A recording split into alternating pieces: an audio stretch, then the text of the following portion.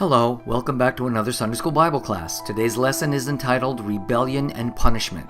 We have learned how God freed the Israelites under the leadership of Moses from slavery in Egypt and led them through the wilderness, providing for them by giving them enough bread and water for over 1 million people.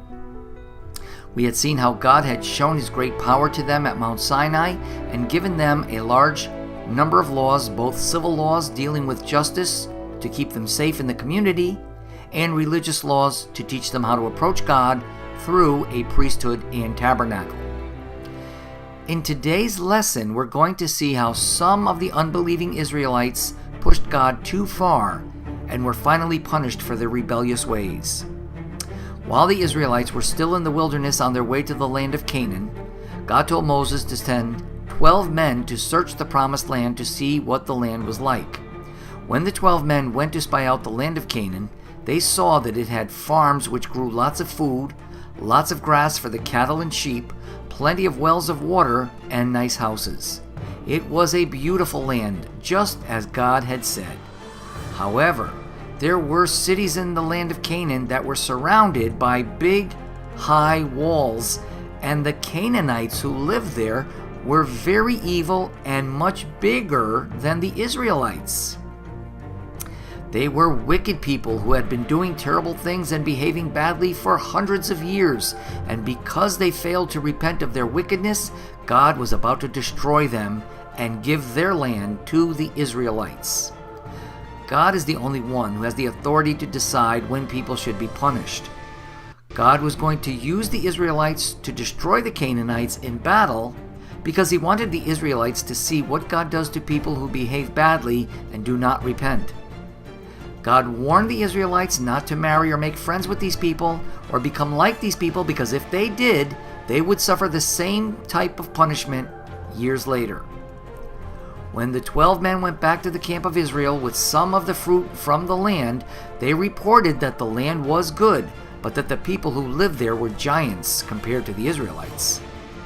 They began to tell the Israelites that they would all be killed by the Canaanites. However, 2 of the 12 men, named Joshua and Caleb, remembered all that God had done for the Israelites, had faith in God, and stood up in front of all the people and told them that because God promised them this land, they should go up and possess the land as God told them to do.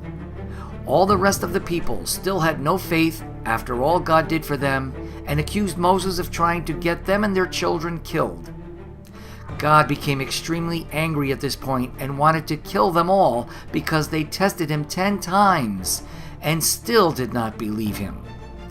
Again, Moses begged God not to kill them, and although God did not kill them for Moses' sake, yet God said their punishment would be that they should wander in the wilderness for 40 years until all of them who were 20 years old and older died. Then, when their children were grown, God would bring that generation into the promised land. Only the 2 men who had faith in God, Joshua and Caleb, would live to enter the promised land 40 years later with that new generation. After hearing how God was going to punish them because of their lack of faith, the people still did not repent of their rebellious, unbelieving ways, but started more trouble. One day, 3 evil men in the congregation came to Moses and accused him and his brother Aaron of trying to be too bossy. They got more people riled up and caused a big rebellion against Moses while he was trying to keep order. Moses went to God in prayer, asking Him for help, proving to the people that he really did all the things that God told him to do. Then Moses went to all the people and told them to separate from these evil men. Moses told all the people that if the earth opened up and swallowed these 3 men, that would be proof that God had chosen Moses to be their leader and Aaron to be their high priest.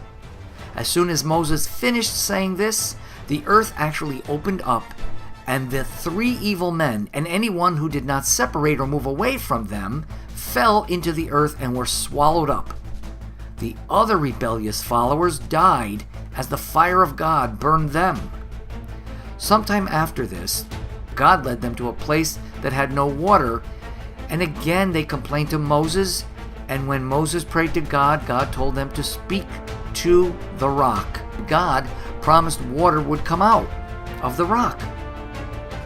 Moses was so angry with the people that he said to them, "Hear now, ye rebels, must we fetch water out of this rock for you?" Then instead of speaking to the rock, he hit the rock with his staff, and water came out. Later, God told Moses, because he disobeyed God, Moses would not enter the promised land either. Eventually, over time, as the years passed, Aaron, Moses' brother, died. As the Israelites wandered in the wilderness, it was not long before they started to murmur and complain about Moses and God again. God punished them by sending poisonous snakes throughout the camp, and many of them died. They went to Moses and confessed that they had sinned, speaking against him and God. Then God told Moses to make a snake of brass and put it on a pole, so that if anyone was bitten, all they would have to do is look at the brazen serpent on the pole, and they would be healed. Years passed, and all the people wandered in the wilderness until the next generation grew up, and it was almost time for them to enter the promised land. Moses taught the new generation all the laws and commandments of God and warned them not to disobey God's commandments, or they would be in a lot of trouble in the promised land. At the end of Moses' life, God told Moses to anoint Joshua to be the next leader of Israel to take the people to the promised land. Then God called Moses to the top of the mountain and showed Moses the land that he promised to give to the Israelites. After seeing this beautiful land, Moses died on the mountain and Joshua took over. After Moses died, the day came for the new generation of Israelites to enter the promised land. In our upcoming lesson, we will find out what happened when they finally got there. Come back and see what happened. See you next time. Bye-bye.